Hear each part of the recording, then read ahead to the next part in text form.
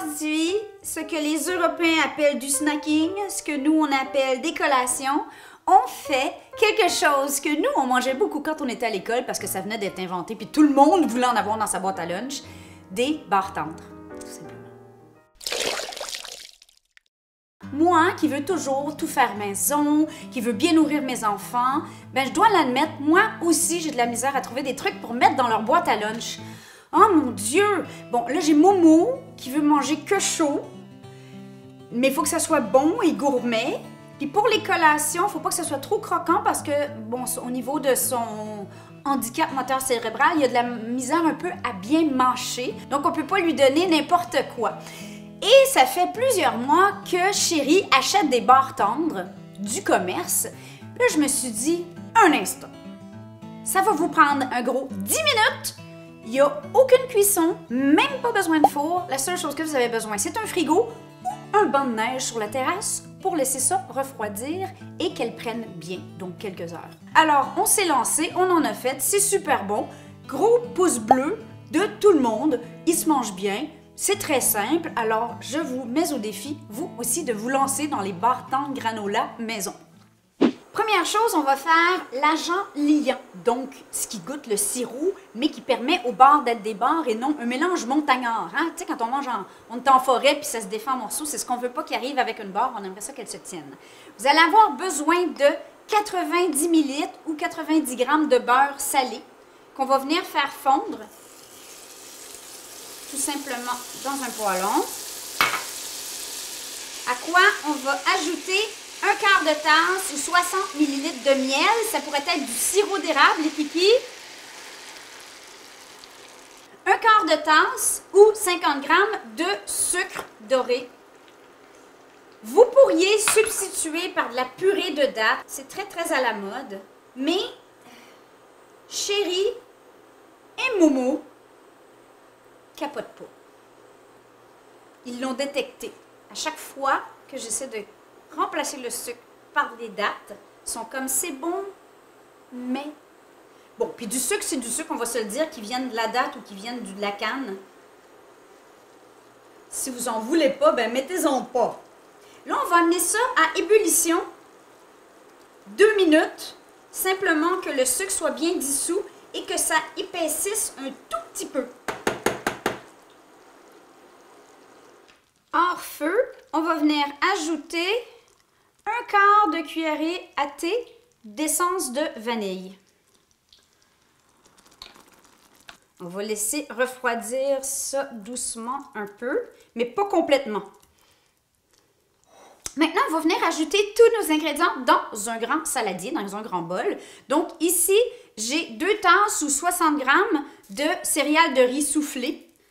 Vous pourriez prendre aussi des céréales de riz bio, multigrains, etc. Peu importe, nous, c'est ça qu'on avait ici. Comme je dis, on vide la dépense. 1 tasse et demie d'avoine à cuisson rapide, soit des flocons, soit du steel cut ou de l'avoine concassée. 1 quart de tasse de noix de votre choix. Donc ici, j'ai des graines de tournesol, ça pourrait être des arachides. Vous pourriez même mettre des raisins secs, des canneberges sèches. C'est à vous de décider ce que vous avez envie. 1 quart de tasse de graines de lin broyées.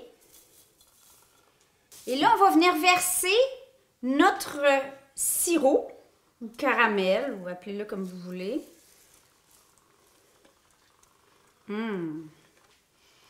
C'est important de distinguer qu'il y a des barres pas tendres. Il y a des barres granola croquantes et il y a des barres granola tendres qu'on appelle ici des barres tendres.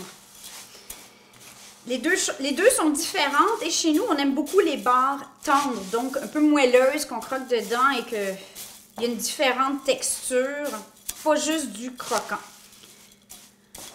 On pourrait les faire cuire au four et là, on aurait probablement un résultat beaucoup plus croquant.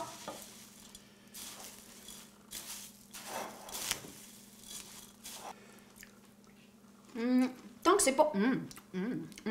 Donc, c'est pas trop chaud. Maintenant, on va ajouter des pépites de chocolat ou du chocolat noir concassé. Moi, ici, j'ai du chocolat 75 %. Là, on va juste venir étendre ça.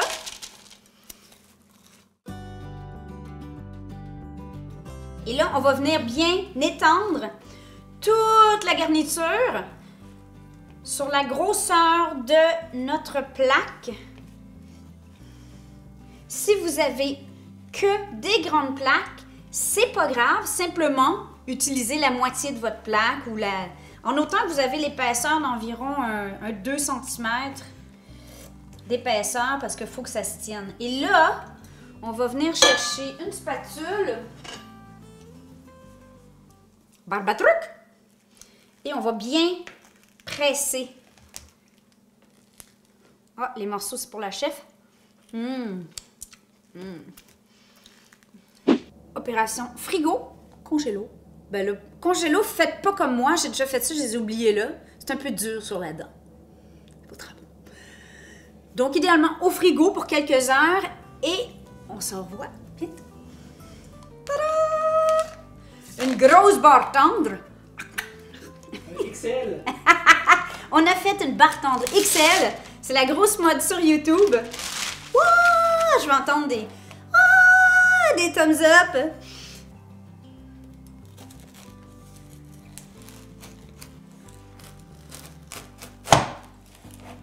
OK.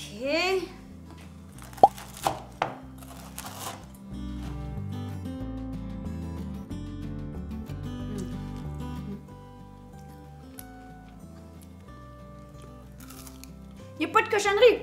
C'est super bon. Vous avez vu, ça a pris combien de temps? Fait que là, ça nous a fait 6, 7, 8, 9, 10, 11, 12, 13, 14, 15, 16, 17, 18, 19, 20, 21, 22, 23.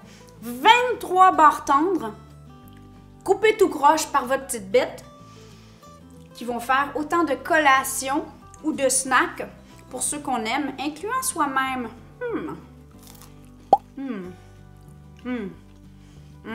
Le chocolat. Vous pourriez mettre du beurre de pinot aussi. Mais bon, les arachides des écoles, on sait pas, là, donc j'en ai pas mis pour vous, mais faites comme bon vous semble. Voilà, c'est pas plus compliqué que ça. On vous aime! Ciao!